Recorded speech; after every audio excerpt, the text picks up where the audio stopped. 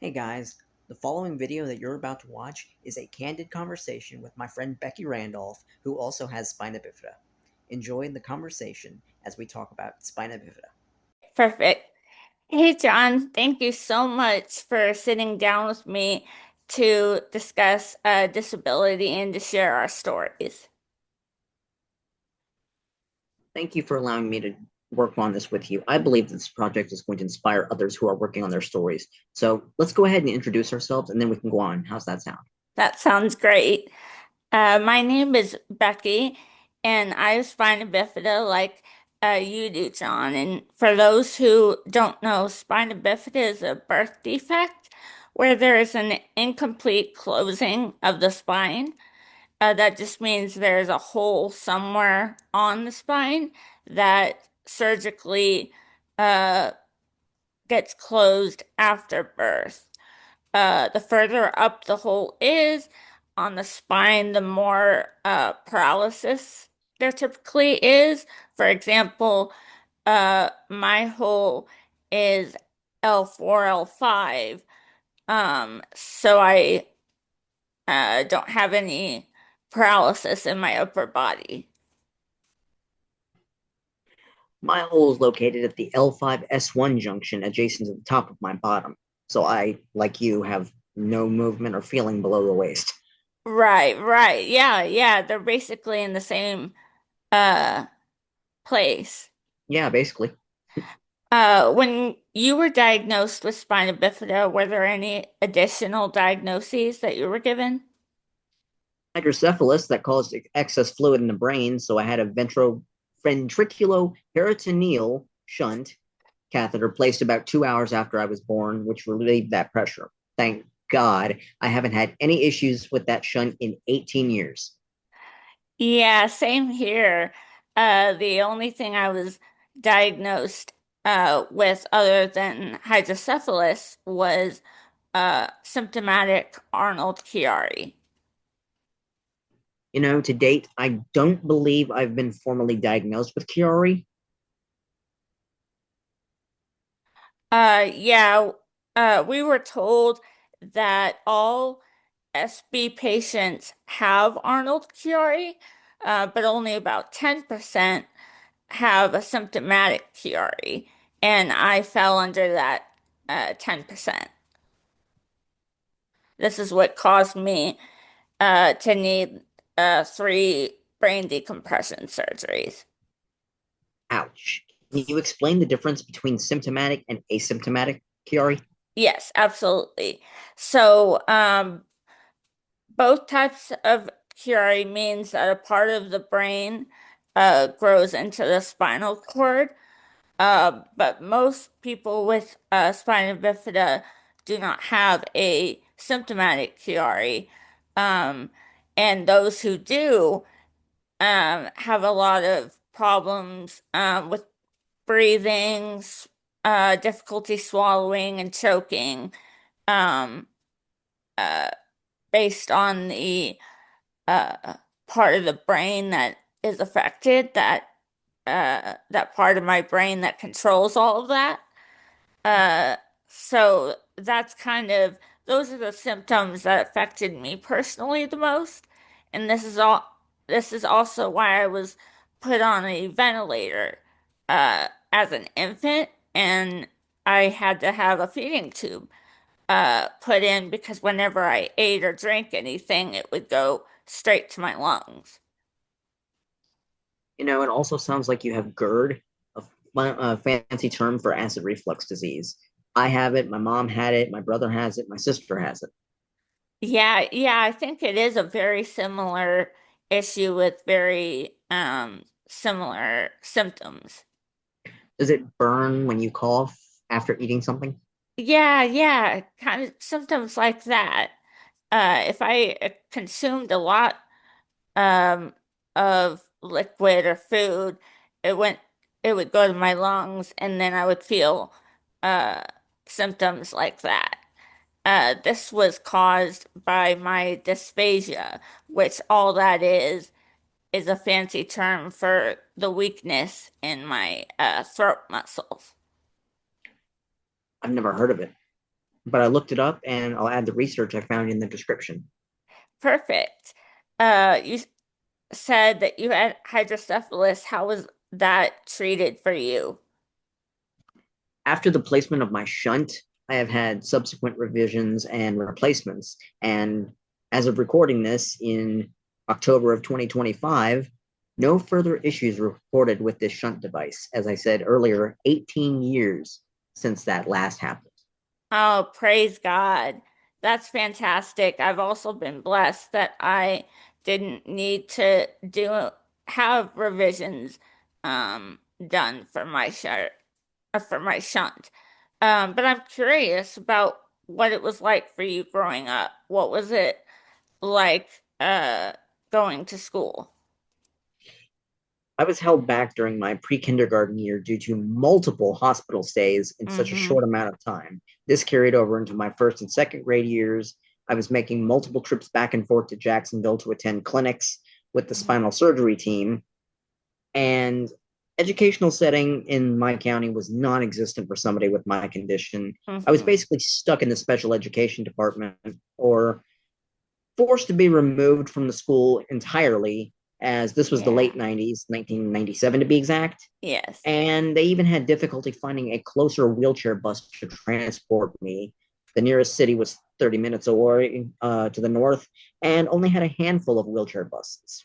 Mm-hmm. My first day was a major disaster due to so many issues between the district, the school bus Right. managers, my school team. All these things just kind of went haywire for the first like week and a half. Yes, I totally relate to that bus issue. That's why um after like elementary school, I believe, I stopped going um to the I stopped riding the bus altogether because I was getting forgotten and the buses like came late and all of this madness would ensue. But as for my education as a whole, I really struggled the most with getting my teachers to understand how difficult it was to get my schoolwork done due to my diagnoses as well as my fatigue problems. Luckily, my parents fought for me to get a individual education plan, IEP, that established to get that established that ensured that my teachers had to modify my schoolwork based on my ability. But graduating was definitely the best thing to ever happen to me. I had an IEP as well. I struggled in math, excelled in reading and writing. Go figure, Go 12 years figure. later, I'm an author. And Hmm. I was able to maintain classes pretty well with some pretty outstanding guides that were in the classroom for me, as I was not the only special education student in my school to be pushed into mainstream Hmm. classes. High school 10th through 12th grade was basically torture.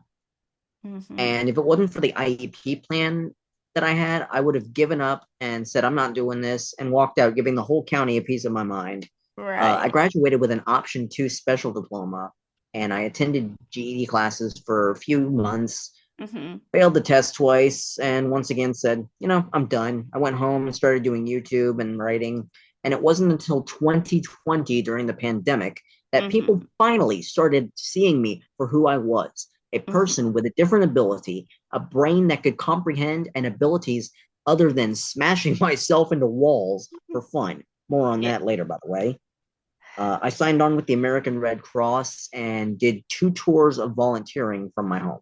Oh, wow. That's amazing. I definitely identify with your struggle to not give up.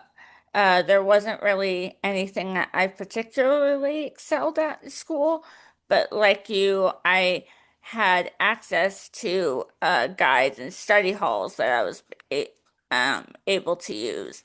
Uh, Once I graduated, I audited classes at a Bible college, which was fun because I could sit in on lectures without doing any work.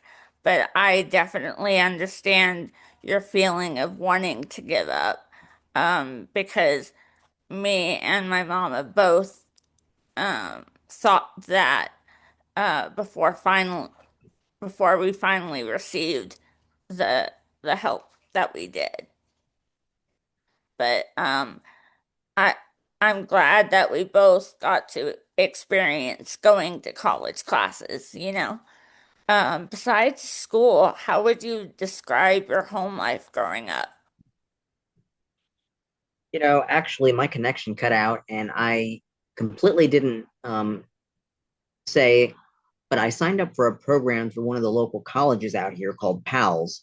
It's a program that allows special education students to experience hands-on college experience and learn independent life skills. But home life growing up was pretty much hands-on with me. I was pretty much incapacitated for the first few years until I finally got my first chair.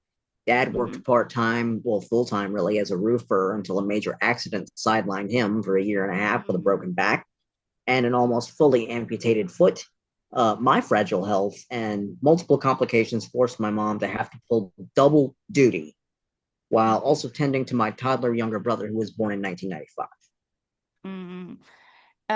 God blessed me with an amazing family as well. My mom never went back to work once it was evident that my health condition continued to worsen. My dad first worked in the Air Force, so we moved around a little bit, including living in Berlin, Germany at one point. My mom was the person that was the most hands-on uh, with the day-to-day caring due to my dad working. But my dad did do a lot of heavy lifting, literally with transfers, but he was also a huge part of the safety I felt Becky, you're growing up. frozen. I'm sorry.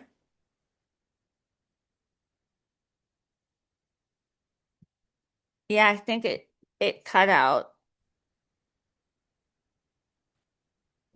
Can you see me and hear me now? You were frozen up for about a good minute. Okay. Uh, let's. What was the last thing you heard me say? The Or last thing I heard you say was you were talking about your dad in the Air Force and how you guys moved around to Berlin, Germany, and all that. yes. And you left off on your mom was the person that was the most hands-on with your day-to-day care. Okay, perfect. Yeah, my mom was most hands-on with my day-to-day care due to my dad working. But Mm-hmm. he did a lot of the heavy lifting, literally doing transfers. But he also was a huge part of the safety I felt growing up. He fought for me both in schools with mean teachers and with my dealings with ugly doctors. He's where I get my strength from, and my mom is my best friend. When I was recovering from surgeries, she always made me feel peaceful and calm. I have a twin sister as well, which meant I had a best friend from birth. And my grandma was a massive inspiration for being joyful despite very hard things that she had to go to, but she didn't let that steal her joy.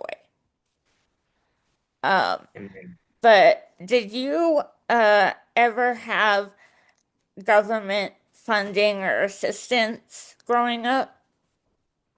My knowledge, I don't remember a home health agency or anyone coming in to provide assistance. My Hmm. parents would know the answers, but both have sadly passed on. My older Hmm. sister might be able to be a breath of fresh air in that department, but as of right now, I don't know the answers to that. Um, yeah, sorry, I lost track of where I was. Right underneath where I said breath of fresh air. Uh, I'm so sorry. Give me one You're fine. second. Oh, I see it. Thank you. For a long time, we didn't have a ton of help either.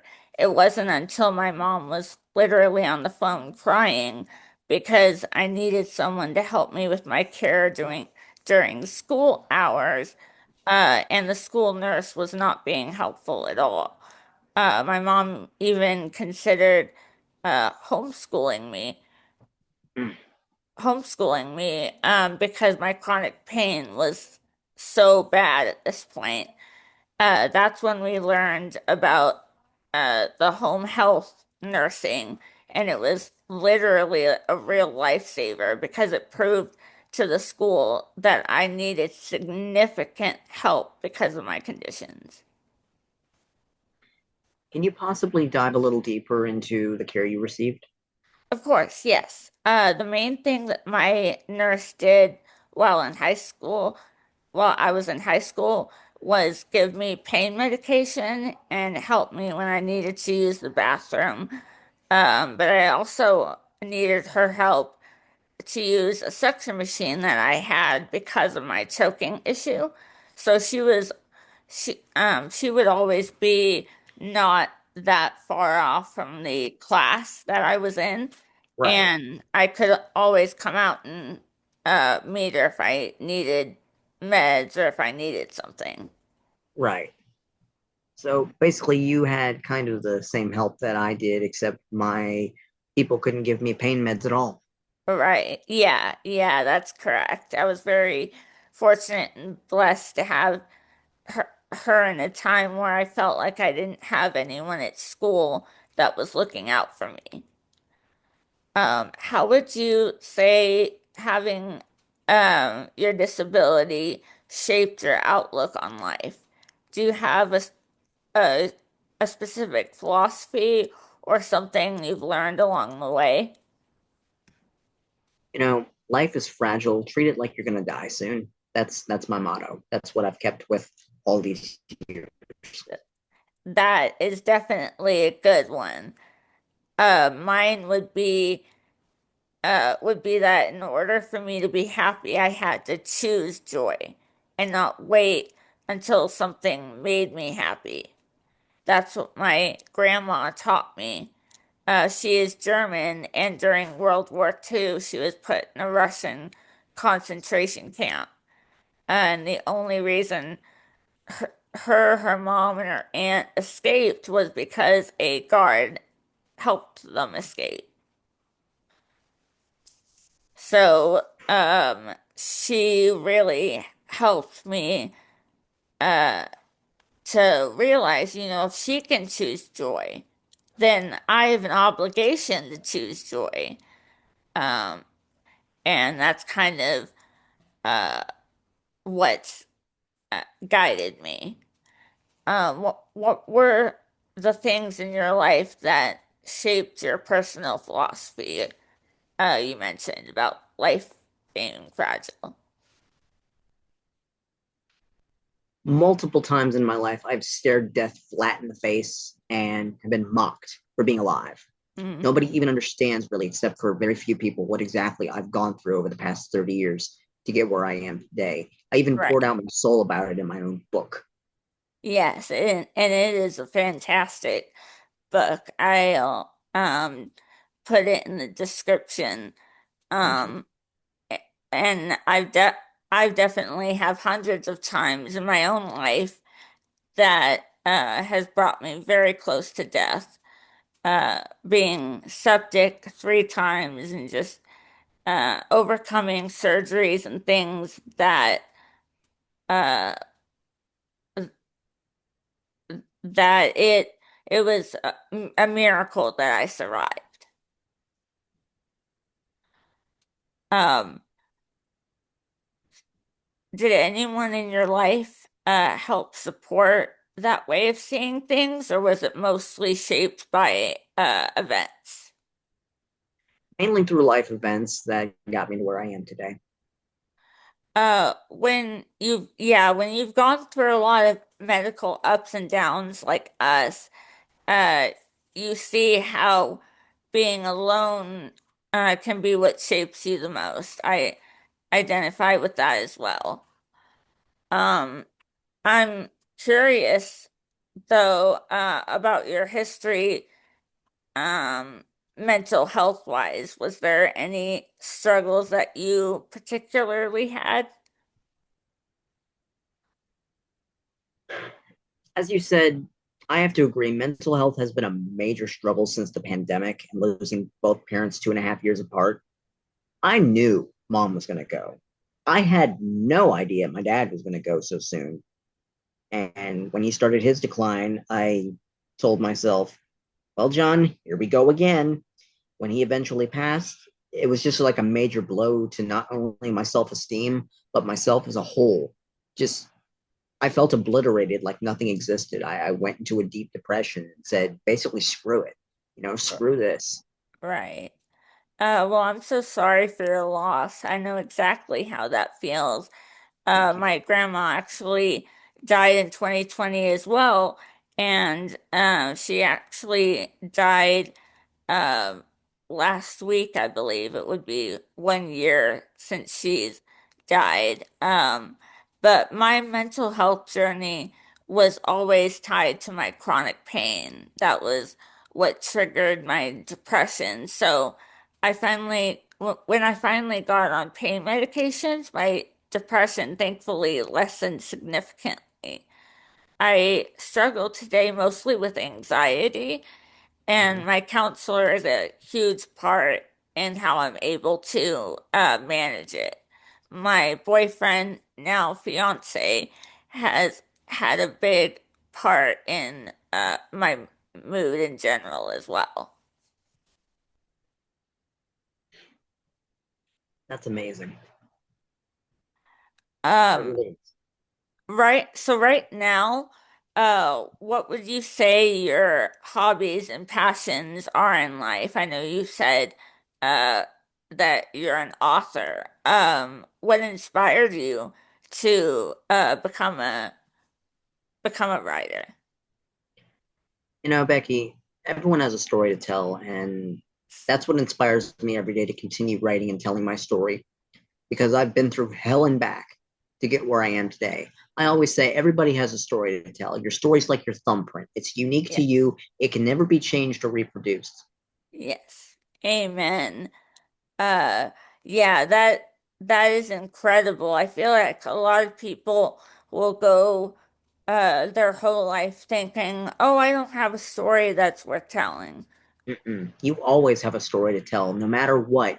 You may have come from the lowest of the low. You still have a story to tell, my friend. Absolutely. Absolutely. Um, let's see where. Oh yeah. I spend a lot of my time uh creating art and doing Bible journaling that I give to my family and doing a lot of craft projects. You mentioned earlier before we got started that you're living for Jesus. What does that personally mean to you? You know, it dovetails into what we last talked about. Um, that I have a story to tell, and God gave me this disability for a reason. Y- I believe my reason for being on this earth is to tell my story to the fullest of my abilities, even from that wheelchair right over here. So Yes, yeah. that's exactly what I mean. I feel the exact same way. Um, it's a lot of people see disability as purely a bad thing, purely a sad thing, and that there can't be genuine growth and um, helpfulness uh, when growing up or living in this way. I kind of think of my chair as being my uniform. I know it's not forever. One day in heaven we'll be healed. And so I'm trying to be patient with my discomfort and pain right now because I know that I'm made this way for a purpose. And I also know that I can be patient with my suffering because I know that in the end, I will have eternity with God with no suffering. Amen. You know, at first I was angry at the world. I was bitter at the situation I was in, and to be quite Yeah. honest, I still have those days where I hate being disabled. Yes. Yes. I definitely have all those feelings before and 1,000 times. As a teenager, I was convinced that I had done something wrong, and being in a wheelchair was somehow my punishment. And my mom showed me this Bible verse, John 9:3. Basically, the background is the disciples saw a blind man on the road, and asked Jesus, whose sin was the result of this man's affliction? Was it his parents' sin or his own? And Jesus' words rocked me to my core. Neither this man nor his parents sinned, but this has happened so that the works of God might be displayed in him. And that's what I hold my identity in, is this is my job so that the miracles of God might be displayed within me. I love it. That's a good one. Um, what made you, or what started to make you feel differently about the world and about uh being disabled? I felt alienated, like everyone was seeing me as a creature from outer space. Yes. Uh, so was it a slow evolution, or was there like a event that happened that made things change your outlook? It was definitely a slow evolution, and now I don't care what people think about me because life is short and we don't have time to sit around judging people for things that we have no control over. Like drop. Exactly. I had that epiphany as well. It used to bother me if people assumed that I'm younger mentally than I actually was, but it's not someone's fault if they make a quick judgment um, that and don't know what they don't know, and after 5 seconds of talking, most people would understand that that simply just isn't the case.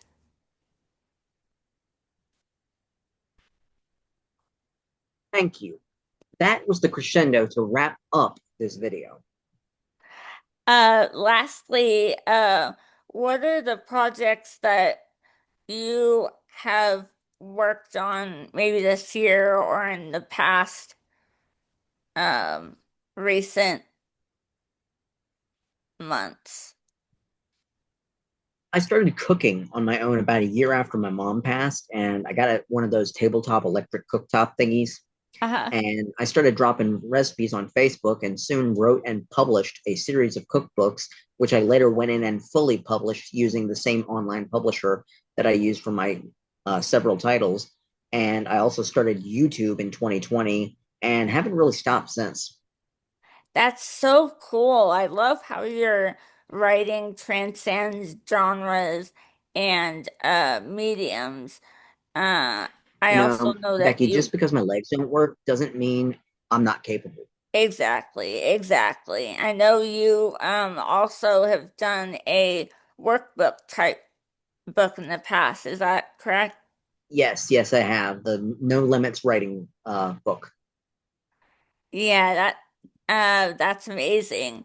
And like you, I've been working on my own YouTube channel. I take scenes from the TV show The Chosen and put it to worship music. I absolutely love that. That sounds amazing. Thank you. I was experimenting with YouTube Shorts, and I've been finding a lot of success in that. So, in our descriptions, we'll put each other's YouTube channel. Um, so that we can both support each other. Yes, the link to the channels are down below in our descriptions, like she said.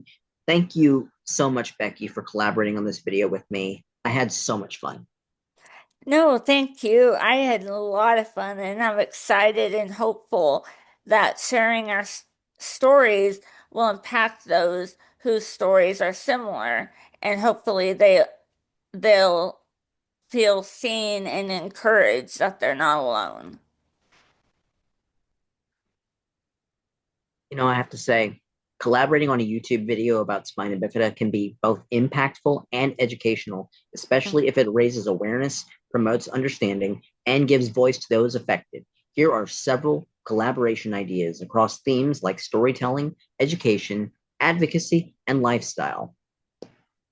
Yes, these ideas are really cool.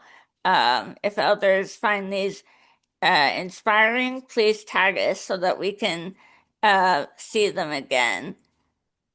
Thank you so much, John, for sitting down and talking to me, and I can't wait to talk more in the future. I can't wait. Thank you very much, Becky. Okay, now I'm gonna stop it.